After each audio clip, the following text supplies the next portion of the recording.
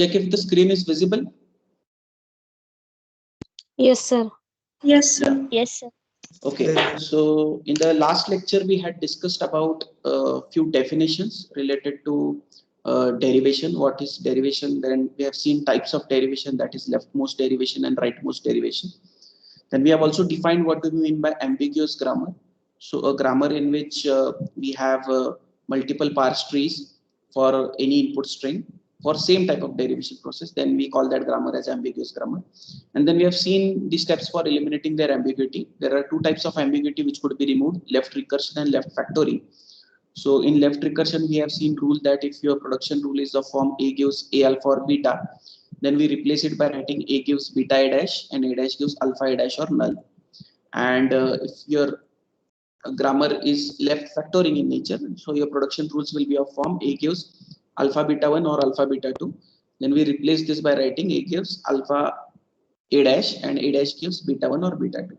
So relevant examples we had seen in the last lecture also. Today we are going to see one more problem related to grammar. Okay, so and then we will proceed to the next article. So first of all, take down the question. So we are going to discuss one problem of constructing grammar. Okay, so all of you take down. So construct grammar, context-free grammar. Construct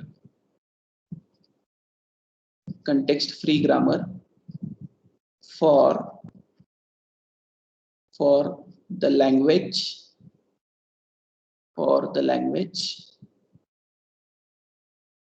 of strings of n, strings x, where the number of zeros in the string x is equal to the number of ones in the string x. No doubt we are dealing with the terminal symbols 0 and 1 for this example. 0 and 1 for this example. So how we read this problem? We read this problem as language of all strings x such that the number of zeros in that string is equal to number of ones in that string. Number of zeros is equal to number of ones. Before we proceed, let us write down those strings which belong to our language. Whether null will be part of this? Yes. Whether null will be part of this? Yes, sir. Yes, because in null I don't have any zero, I don't have any one. So number of zeros is equal to number of ones in this string, right? I will not have zero in this.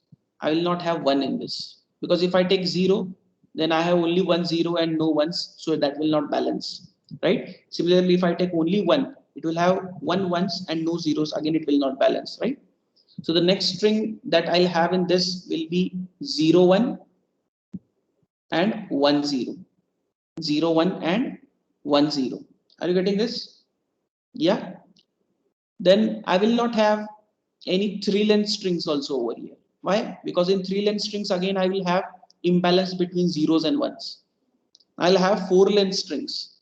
In 4-length strings I may have string like 0, 0, 1, 1. Correct? I may also have string like 0, 1, 1, 0. Correct? I may have string like 1, 0, 0, 1. I may have string like 1, 1, 0, 0. Are you getting this? I need to balance two zeros with two ones in 4-length string, right?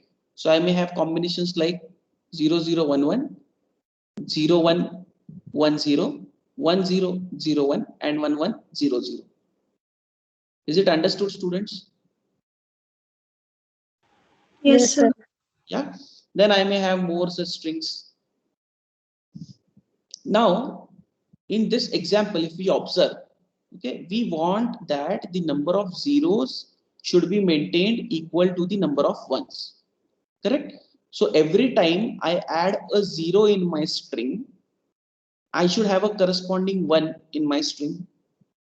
Or if I am adding a 1 in my string, then I should have a corresponding 0 in my string.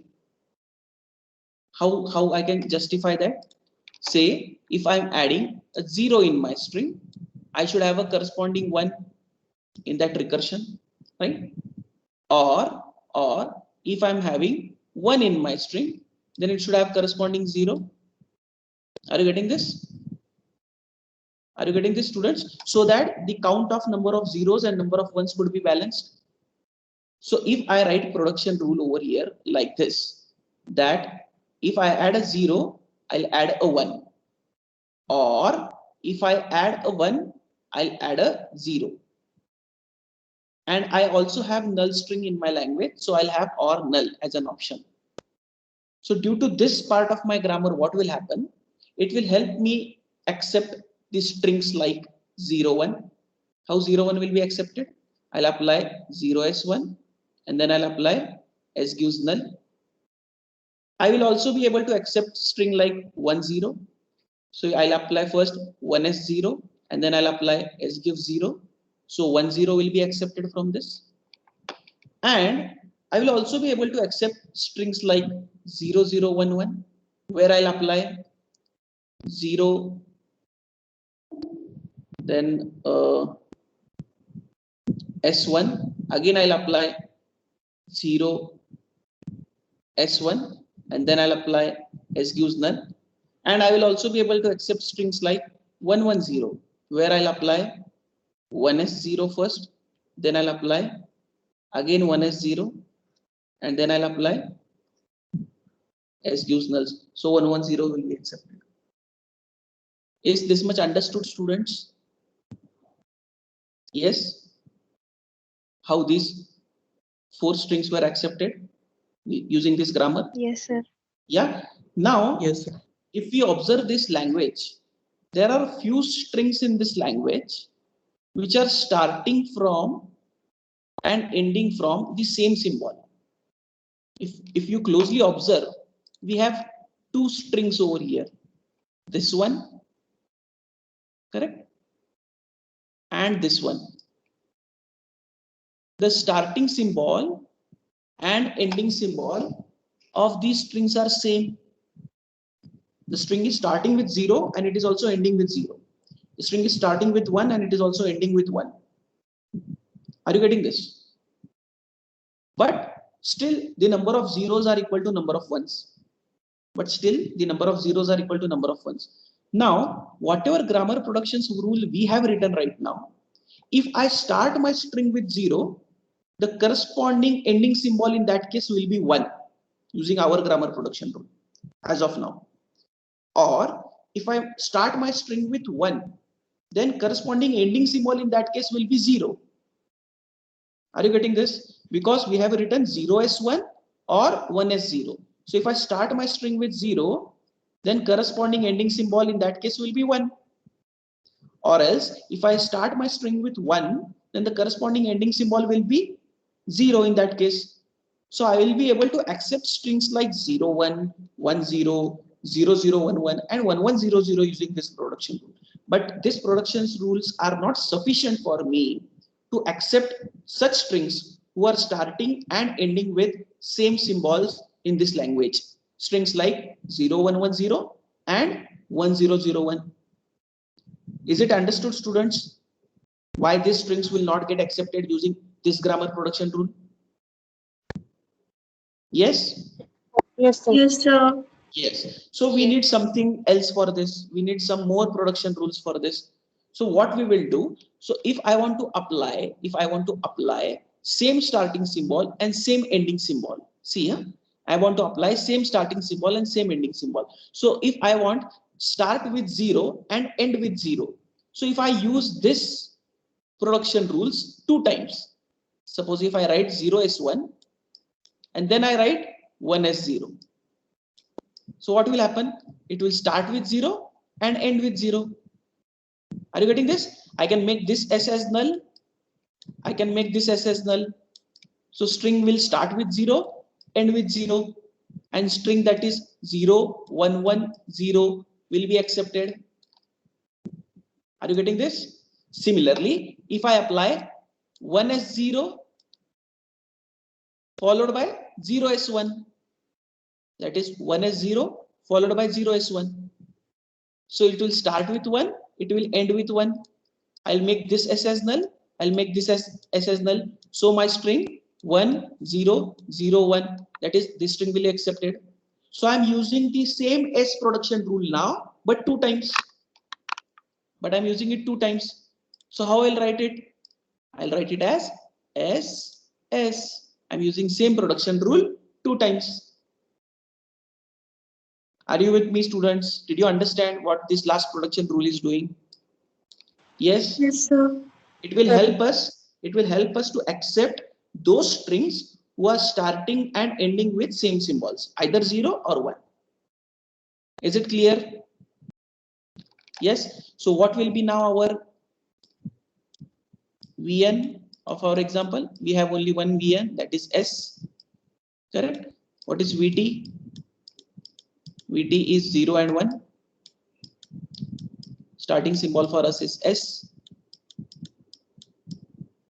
which belongs to now Vn. And this is our production rule.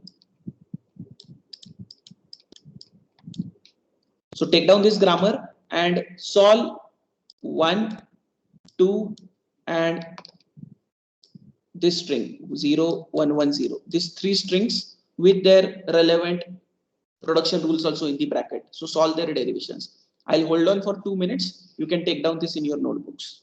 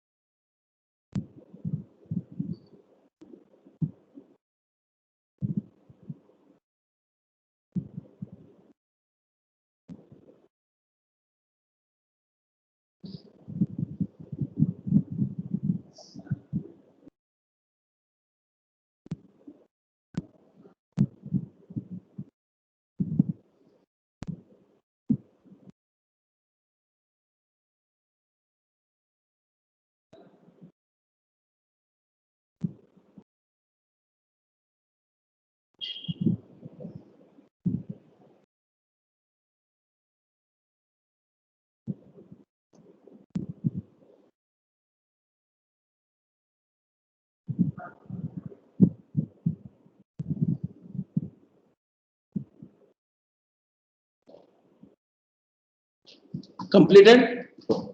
3 strings? Yes, sir. Yes.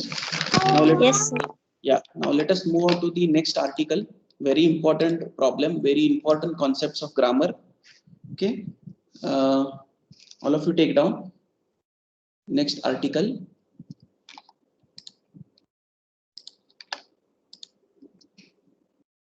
CNF notation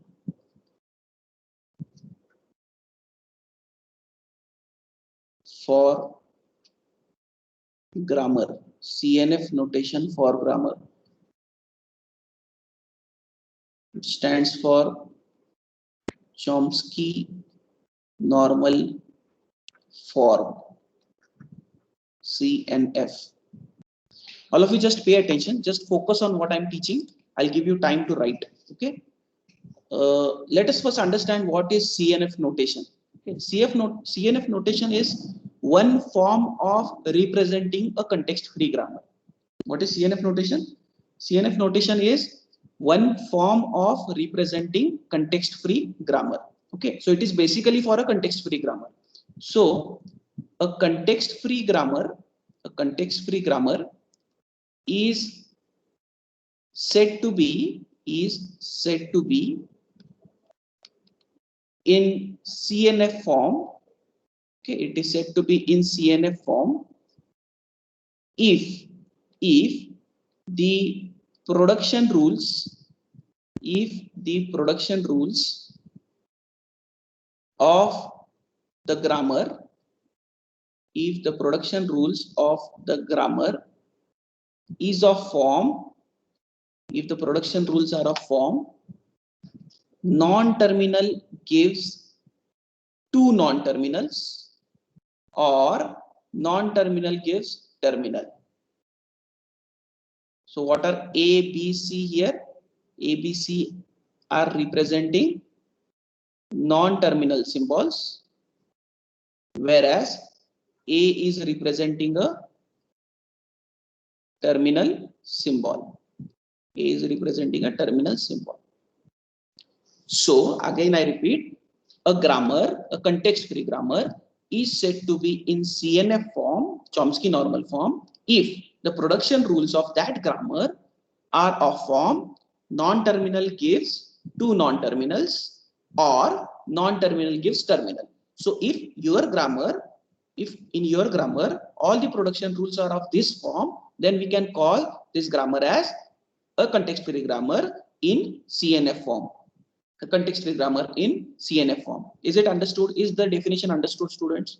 Non-terminal gives two non-terminals or non-terminal gives a single terminal. Yes? Yes, sir. Yeah. Now, usually we have a problem in grammar wherein you will be given a context-free grammar as input and you need to write a CNF form of that grammar. So problem is that a context-free grammar will be given to you as a question. The grammar will be given to you as a question and you people are supposed to convert that grammar into a CNF form. Now there are different steps to do it. So in today's lecture, what I'll be doing is I'll be explaining you those steps one by one. We will not be solving the problem directly, okay? But I'll be teaching you those steps one by one. Okay? So there are total 4 steps into it. So we'll be discussing those 4 steps one by one. And maybe in tomorrow's lecture, we'll solve a problem where we will actually convert a given context-free grammar into CNF form. Are you getting this? Okay, so there are 4 different steps.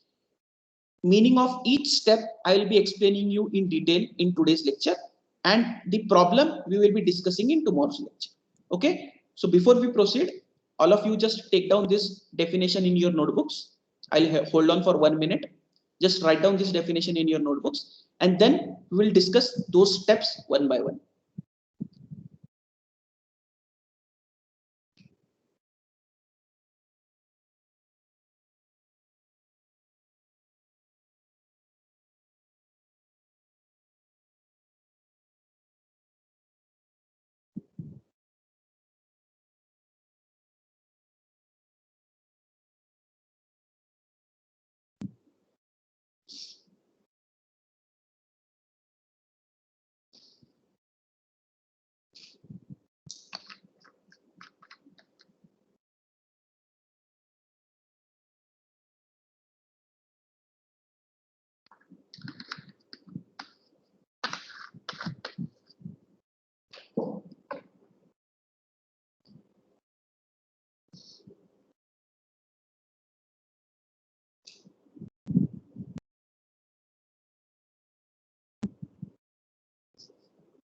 Yes, completed.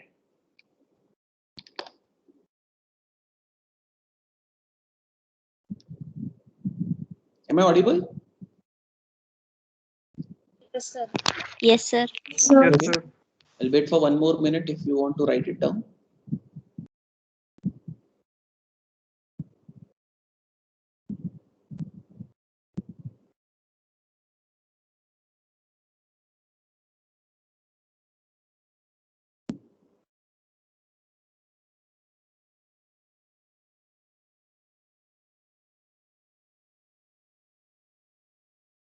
Okay. So let us see the first step. All of you pay attention. I'll give you time to write. Just pay attention on what I'm teaching right now. Our first step is elimination of, first step is elimination of useless variables. Useless variables, or you can say as useless symbols. Useless variables or useless symbols. Now, what do you mean by useless variable or useless symbols? The symbols, the symbols that are not useful, the symbols that are not useful are termed as useless symbols, are termed as useless symbols. Now the question comes, what are useful symbols then? Question comes, what are useful symbols then, right? So a symbol, a symbol is said to be useful, a symbol is said to be useful if if it is generating symbol and reachable symbol. A symbol is said to be useful if it is generating symbol and reachable symbol. Our task is to eliminate useless symbol or useless variable, we can say. In some textbooks, the word used for symbol is variable. That's why I've written that other word also. Okay. So our task is to eliminate those useless symbols or useless variables. So first thing is we have to identify those useless symbols. So who are useless symbols? Those symbols who are not useful. Next question comes then, which are useful symbols? So those symbols which are generating symbols and reachable symbols are termed as useful symbols. Now again question comes, what do we mean by generating symbols and what do we mean by reachable symbols? Right? So let us see meaning of these two independently. First, let us see what do we mean by generating symbol. First, let us see what do we mean by generating symbol. Okay. Now there are two rules. There are two rules for finding generating symbols. There are two rules for finding generating symbol.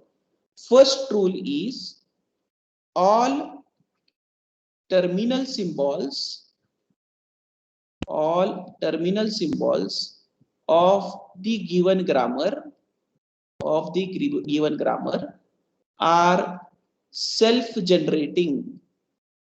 So whatever terminal symbols are there in your grammar, they are by default treated as generating symbols. They are by default treated as generating symbols. These generating symbols are also called as live variables in some textbooks. I am giving some other words also. Okay. So what is the first rule? All terminal symbols are self-generating. Okay, let us see the second rule now. Let us see the second rule now. What is the second rule? Second rule suggests if we have a production rule of form alpha gives beta. If we have a production rule, if we have a production rule, if we have a production rule of form alpha gives beta. Okay, and all the symbols and all the symbols in beta, all the symbols in beta are generating, then alpha is also generating. What is the second rule? Second rule says that if you have a production rule of form, something gives something. Okay, alpha gives beta. And if all the symbols in beta, that is right hand side, if they are generating, then we call alpha also as generating. I'll give you one example so that it will be easy for us to understand. Okay, suppose we take a grammar.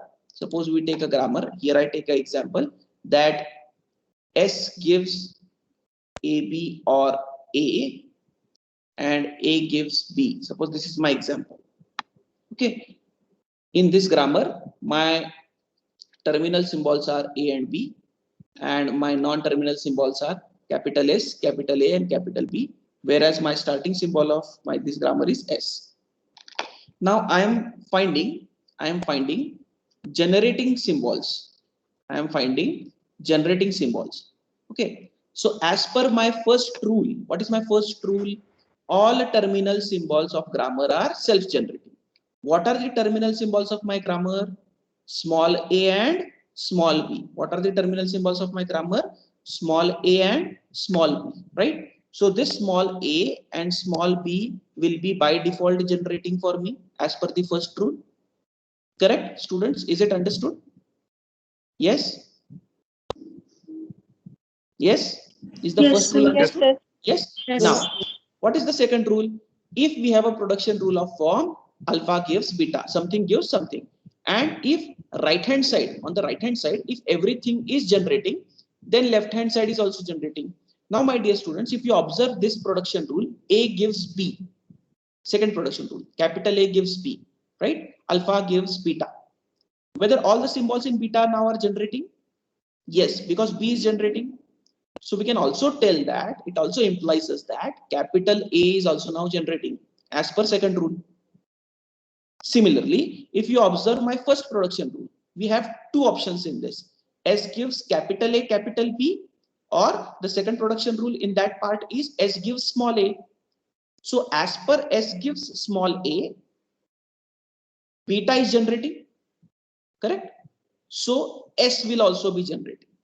So S will also be generating. Are you getting this? But I don't find that B, capital B could be called as generating in this case.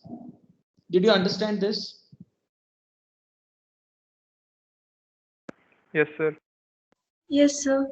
Is it clear how generating symbols are calculated? Yes. Yes, sir. So I'll just wait for 5 minutes. All of you will write first step. Please write properly in your notebooks. This is very important. You are supposed to upload the notebook today itself. I am going to create a link. Okay, so first write first step, elimination of useless variable. Write down the definition of useless symbols or useless variables. Then write down the definition of useful variables or symbol. In that, make one subpart, that is generating symbol. Write down the two rules and write down the example. I'll wait for 5 minutes. All of you note this. Write down all this.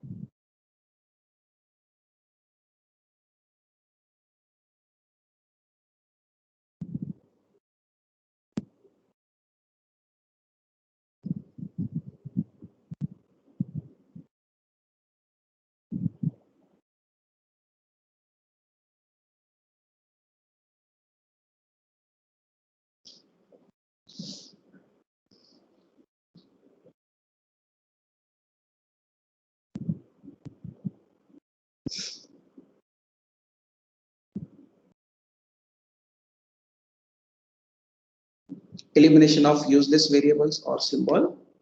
The symbols that are not useful are termed as useless symbol. A symbol is said to be useful if it is generating and reachable both. Okay. So first we have discussed generating symbols.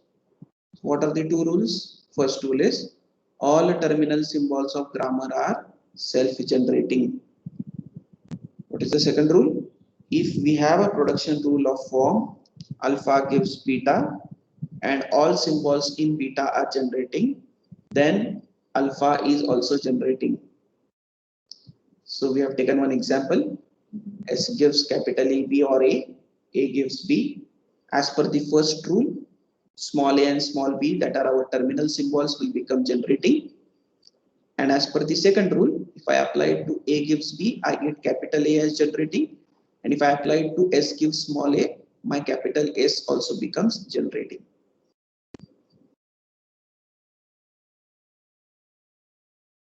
Is it completed, students? Have you noted it down?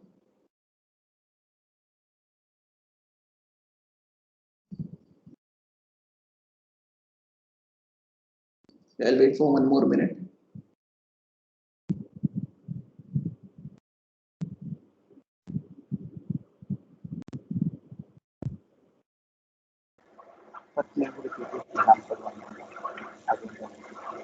Mute, mute.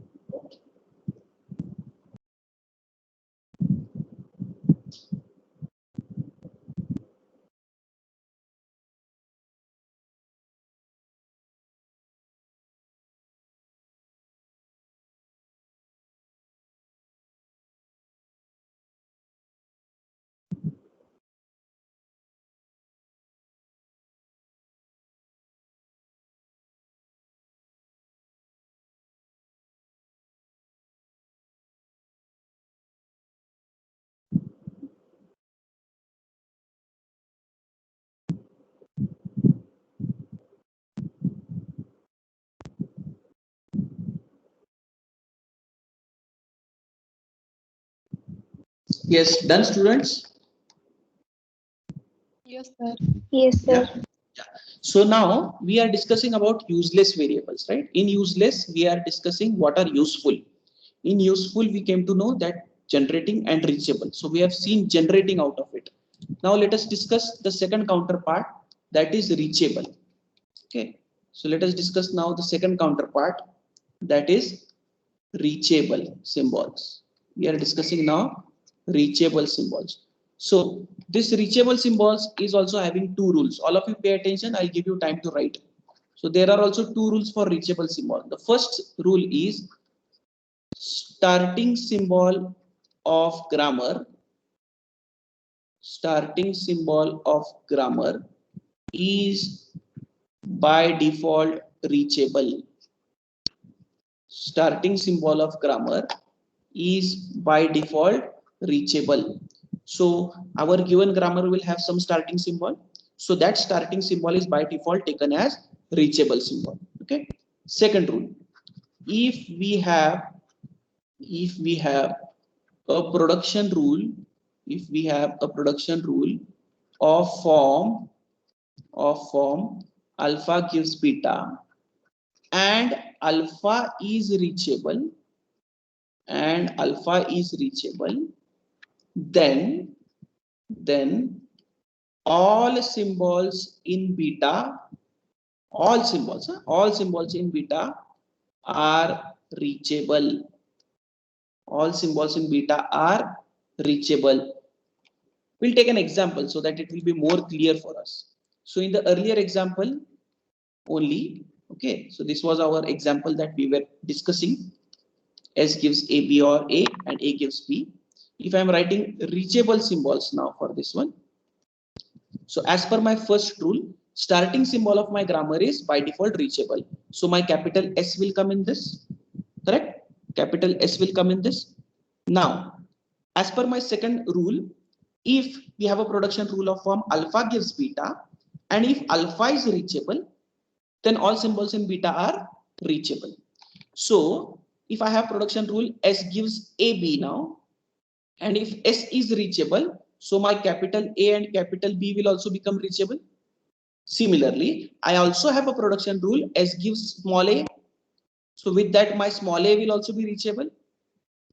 I also have a production rule, A gives B, and now my capital A is also reachable. That's why my small b will also be reachable. Is it understood, students? How do I find reachable symbols? Yes, sir. Yes? Yes.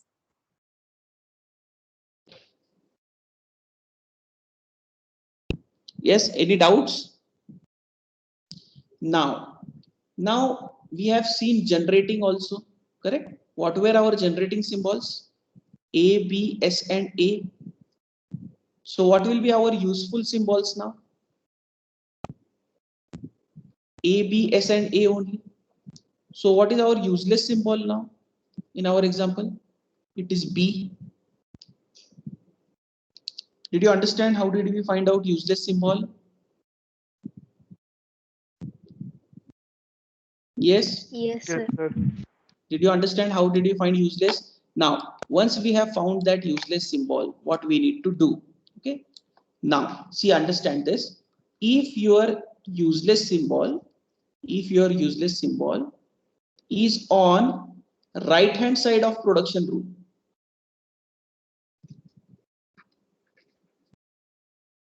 if your useless symbol is on right hand side of your production rule, means what? Here my useless symbol is B.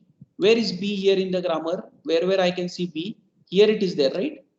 Whether it is on left hand side of production rule or right hand side of production rule, it is on the right hand side of production rule. It is on the right hand side of production rule, right? So in this case, what we'll do, we will directly truncate that symbol. We'll directly truncate that symbol from the production rule. Truncating that symbol means we will only remove that symbol. The other part of production rule will keep as it is. Are you getting this? So S gives A will be remaining now. Are you getting this? Yes. Yes, sir. Yes, sir. Yes. Now, if that useless symbol is on right hand side of production rule, then we are directly going to truncate that particular symbol from production rule. This is first part, which is getting applied to our example that we have taken. But my dear students, sometimes it may happen that the useless symbol is present on left hand side of production rule. Understand this.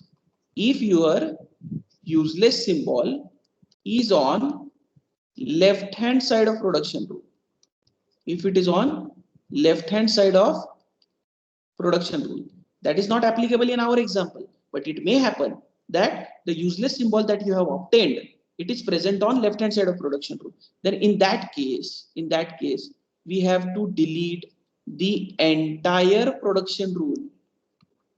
We have to delete the entire production rule. For example, suppose you have production rule, C gives AA, suppose some capital C gives small a and capital A.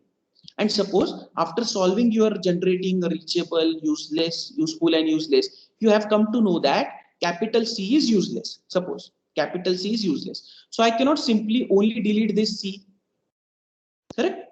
So something gives AA is there, right? So I cannot only delete that C. So in that case, I'll be deleting this entire production rule.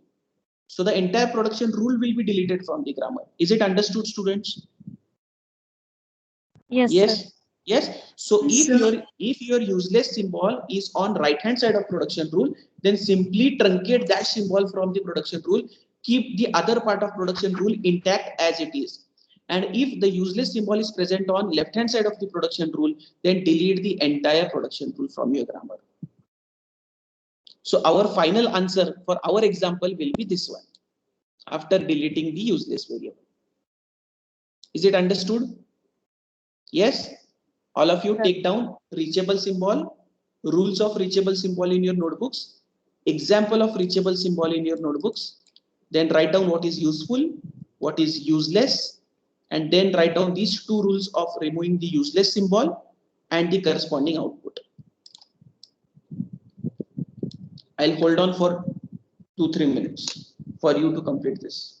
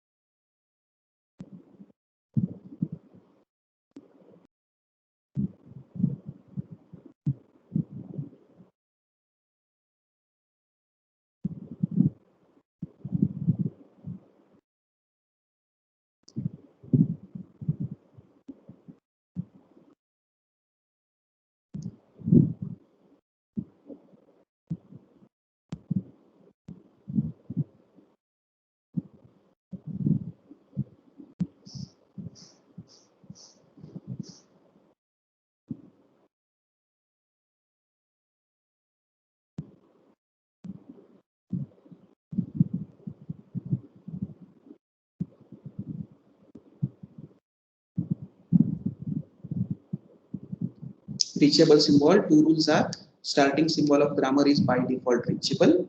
Second rule is, if we have a production rule of form alpha gives beta and alpha is reachable, then all the symbols in beta are reachable. So in our example, as per the first rule, capital S becomes reachable.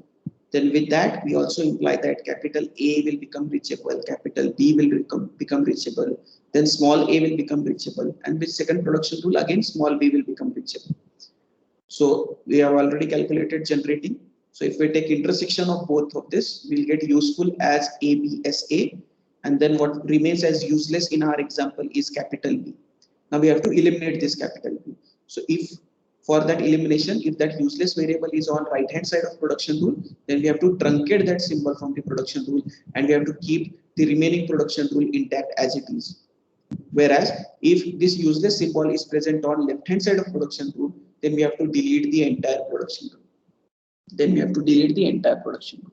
Is it clear? Yes, sir.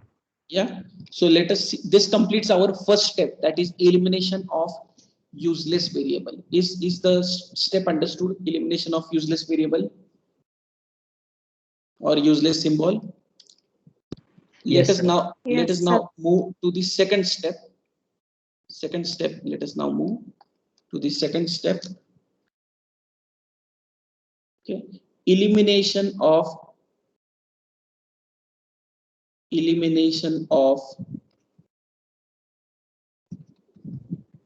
nullable production. Elimination of nullable production. All of you pay attention. I'll give you time to write. Elimination of nullable productions. For this, first we need to find the nullable symbols from our grammar. For this, first we need to find the nullable symbols from our grammar. Now, what are nullable symbols and how we can find them? So there are two rules again for this. Okay. First rule is, if we have a production rule, of form A gives null, something gives null, then A is nullable. So if you have a null production rule, something gives null. If this kind of production rule is there in your grammar, something gives null, right? So that something, that non-terminal symbol in that case will be treated as nullable symbol. Is it understood? First rule, is it understood? First rule. Second rule. Yes. Second rule. If we Yes. have a production rule, of form alpha gives beta, and all symbols in beta are nullable. All symbols in beta are nullable. Then alpha is also nullable. Then alpha is also nullable. This is like your generating symbol only. If you have a production rule of form alpha gives beta and everything in beta is nullable, then alpha is also nullable. I'll take an example and I'll calculate the nullable symbols for you. Okay, suppose you have grammar like this: S gives AB. Okay, suppose S gives A or null. Sorry. A gives A or null, and B gives B or null. Suppose this is your given grammar. So as per our first rule, we are finding nullable symbols. As per our first rule, that if we have a production rule of form A gives null, then A becomes nullable. So as per this form, which symbols you find in this grammar as nullable? Can anyone tell me? A, B. Correct. Capital A and capital B. Which two? Because we have production rule, A gives null and B gives null. Right? We have production rule, A gives null and B gives null. Right? A gives null and B gives null. So capital A and capital B becomes null. Right? Now, as per second rule, if we have a production rule of form alpha gives beta and all the symbols in beta are nullable, then alpha is also nullable. If I apply it to my first production rule, that is capital S gives AB, I can also tell that capital S is also nullable because capital A and capital B is nullable now. So if all symbols in beta are nullable, then alpha is also nullable. So capital S will also become nullable for me.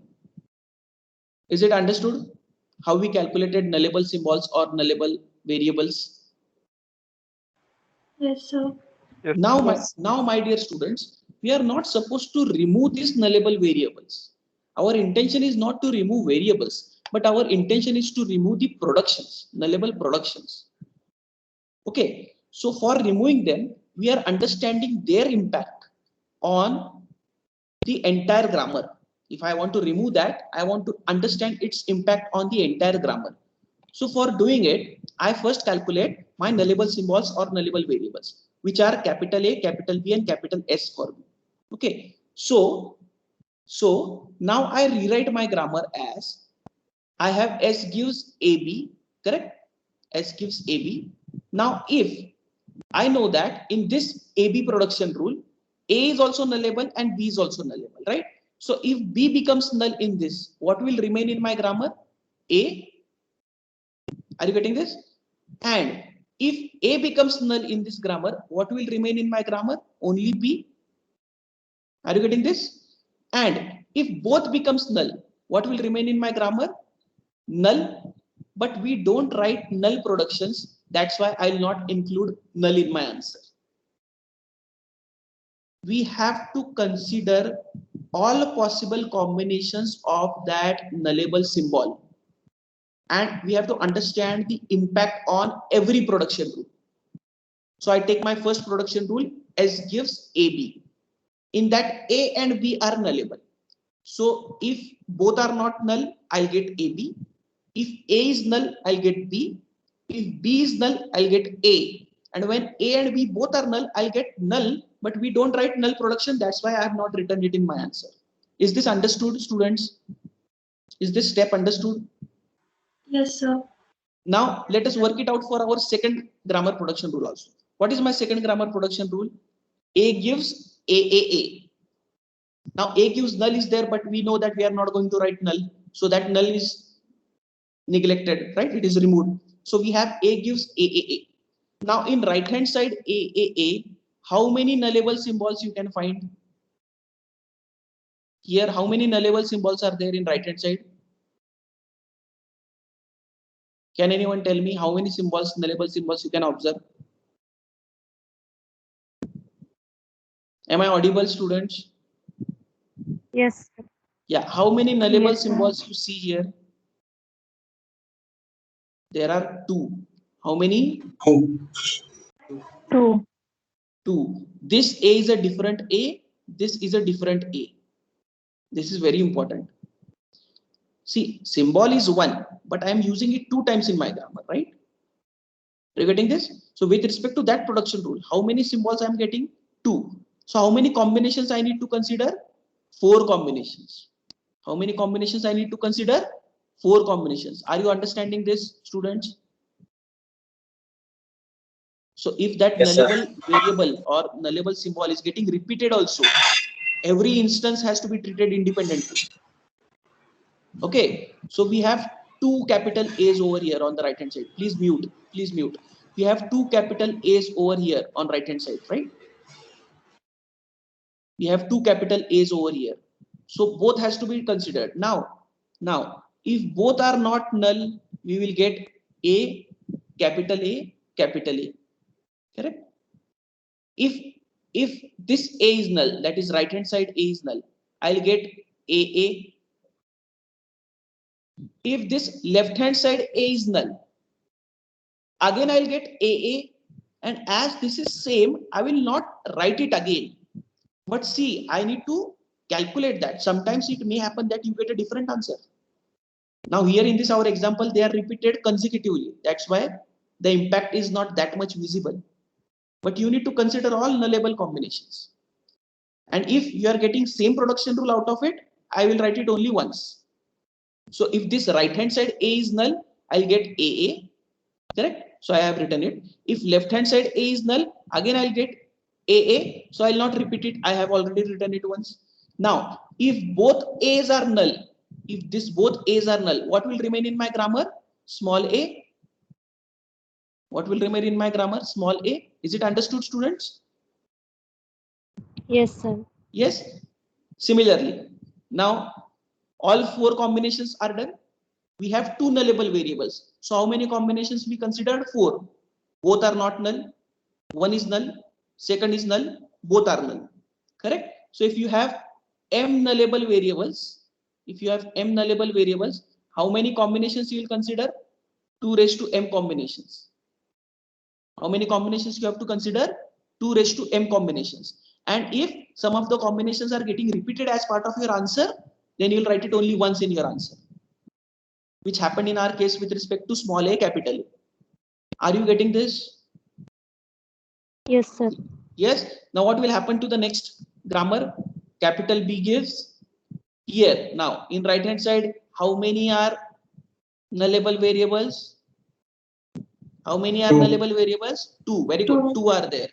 One capital B, second capital B. Both has to be considered independently, right?